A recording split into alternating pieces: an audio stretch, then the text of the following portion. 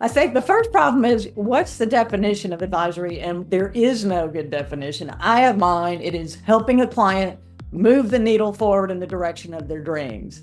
And if we're not doing that, it ain't advisory. And so I think you're not seeing an impact if you're doing tax planning and calling it advisory, or if you're creating a bunch of KPIs and calling that advisory. No, your revenues aren't going to go up. But when you're doing what we do, which is sit down with a client and find out what it is they're trying to do and help them get there by metrics and measures and team training and education and all that other stuff, the revenue impact is going to show up. Accounting firms routinely say, we are our client's best advisor. We are their most trusted advisor. But does the client know what that means, right? Does the client feel the same way? And when they say, you're my most trusted advisor, do they mean the same thing that an accountant might mean when they say, we're your most trusted advisor? I think we also have to recognize not every compliance person is going to be a good advisor. And so we need to be able to ferret out those people that will make good advisors, invest in them, and give them something that they can actually go to market with, right? So how do you, if you want to be a trusted advisor, you can't just parachute in when somebody asks you a question. You need to be involved in the business on an ongoing basis. You got to fall in love with your client and not your product. And once you fall in love with your client, you start thinking about who your client is and what problems you solve. That's it. Who your client is, what problem you solve. And once you figure that out, once you fall in love, then you can realize what problems do they have that I can solve. Then we can talk about what advisory is. Part of what I think we have to look at is, how am I positioning my organization? How am I different, unique, special, and different from anybody else? We talked about culture as a differentiator. Well, specialization can be a differentiator.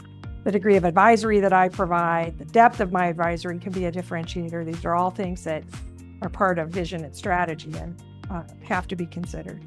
A firm might have a bunch of clients in an industry, but if you're not interested in that, you're not passionate about that industry, what you're doing with those clients, that might be the clients to cut. So, and that's even the way with my firm, the way I've decided was what's really interesting for me and what could I just see myself doing all day long, that's the way to me, like, to choose your specialization, whether it's horizontal or vertical.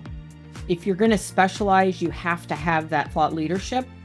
So you have to be known for what you are specializing in and be the person that, whether it is clients or other firms or other partners that want to come work with you because they're not specialists in your area.